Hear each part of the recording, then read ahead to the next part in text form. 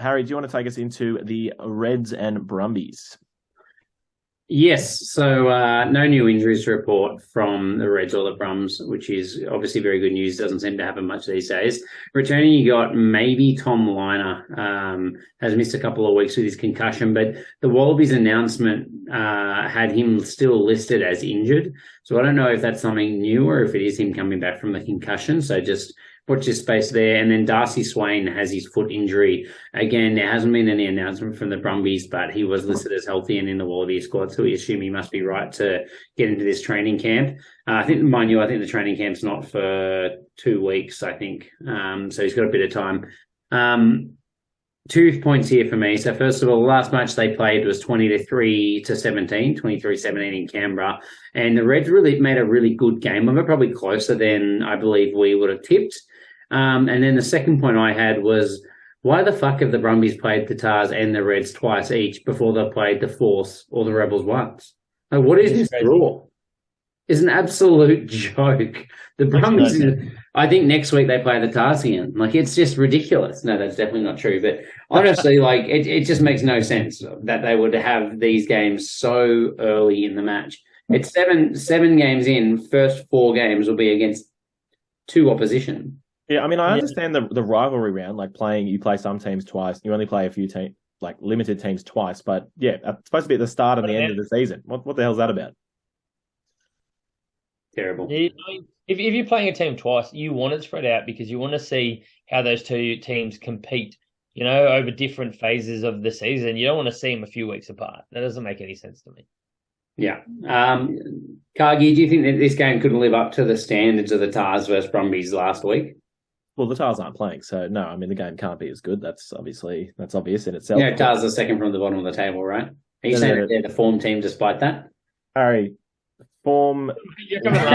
When it comes to the Waratahs, form's a whole different thing, mate. Okay. Right. But regardless, no. Look, this game. I don't know how this game will go. I'm not sure. I think it'll be as close as it was last time. I mean, I know the Reds certainly,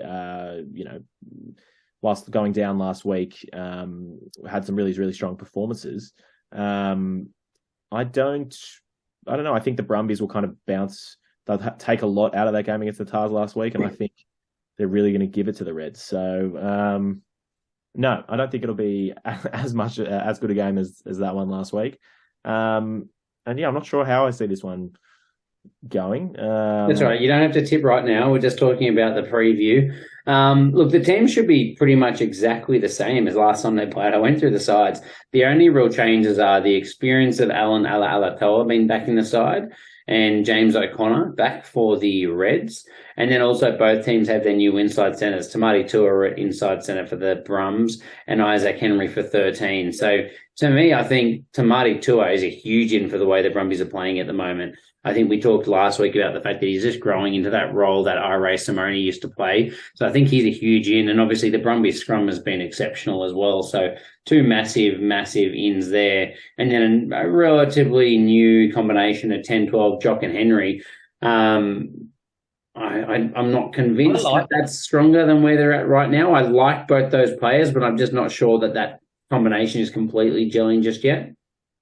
Look, I actually really like Isaac Henry. He's got an ability to take the ball to the line, but he can also distribute.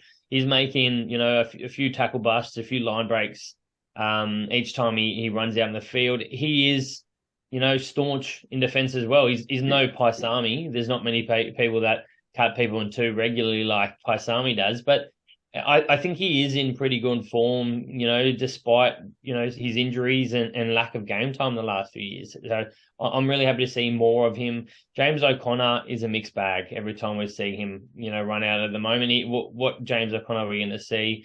I think Liner gets a bit of game time towards the back end. If it's getting away from the Reds, maybe he gets on and gets a little bit longer if James O'Connor is not performing. But I think he gets a crack. So if it's tight, he'll be an interesting one to come on, and he's mature in, the lack of years he's got. He's still a very mature player. He is. I also like Isaac Henry, but not sure. I'm not sure if he can't just bring the big truck up carries like Paisami can. You know what I mean? Like he's got more ball playing, and his D is pretty good. But I think they really like to fall back on, James O'Connor, just shovel it across and just have a solid game line carry from Paisami. But yeah, for mine, it's my question is going to be, and it's going to sound like I've flipped the switch here, but is Vunivalu going to do anything? Because I've firmly sat on this podcast for the last 2.5 years and definitely been the most excited Vunivalu fan because he's just a specimen of a human being. But I've had him just plaguing my fantasy team and bench this entire year, and I've yet to see anything. I've seen a bloke who's going about 50% all the time.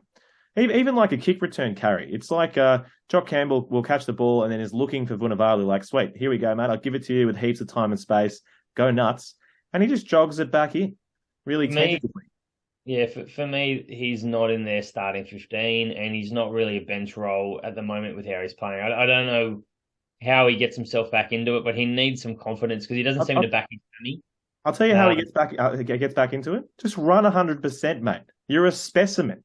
Mate, you can't do that, mate. His hands are made of glass. Mate, just 100%, mate. Just give it your all, and you'll run through the other team. You'll run through or around the other team, or over the other team. Just high jump them, mate, okay? Have you seen the bloke? Look, I think Vunivalu's special ability at the moment is to look like he's just about to break the game over, but to never, ever do it. Oh, now, on the note of Vunivalu, hashtag Atco knows. Keep it trending, guys. I'm pretty sure it's number 1 on the Twitterverse at the moment. Atco, watching training today, said that he saw Crichton steering the ship at 10, James O'Connor subbing in from the bench, and also Vunivalu not even in the 23 the day after being selected in the Wallabies squad. So I don't think we're going to get to see him. Look, Vunivalu, I have been defending his selection because I understand why Eddie does it. I would not be picking him. The guy is getting further away from his potential every time we see him. And I don't know how that changes. Seriously, I'm concerned. He's about to sign a 2-year deal with the Reds. Also, this just in, guys, it looks like Wilson's about to sign a 2-year deal with the Reds. It's been announced. It's been announced earlier today. Very quickly, speaking of potential, I'll just say Pattaya, mate. This is someone who I do want to see a lot more of, and also in the Wallabies squad. But I want to see more of him at 15. I know Jock Campbell's come back and has been doing a good job, and Geordie has been playing great on the wing. But I wouldn't mind them switching it up, putting Jock on the wing, and I want to see some more of Pattaya in that 15 jersey. How do you boys feel about that? Yeah, 100%. I think Pataya's his form was exceptional, and I do hope that that's what they do. I mean, we've talked before about the fact that it's like Jock at 15 and Pattaya at 11 or 14 is probably better than vice versa, but I think he needs to be playing there to have his chance for the Wallabies, and I hope they give him the opportunity. So, well, we've talked a lot about the Reds. Let's rapid fire through the Brumbies here.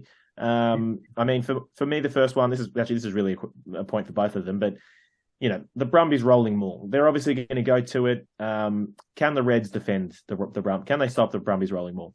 No. In a one-word answer? No. Yeah. No. Fantastic. Well, that's rapid fire right there. Frost to have a rest for the Brumbies. Nick Frost, he's played every game so far this year. I think 1, maybe 2, but I only think one of them he's actually started off the bench. And with the return of Darcy Swain, that could see him rested altogether, I would think. But I don't know if this is the game to do it or not.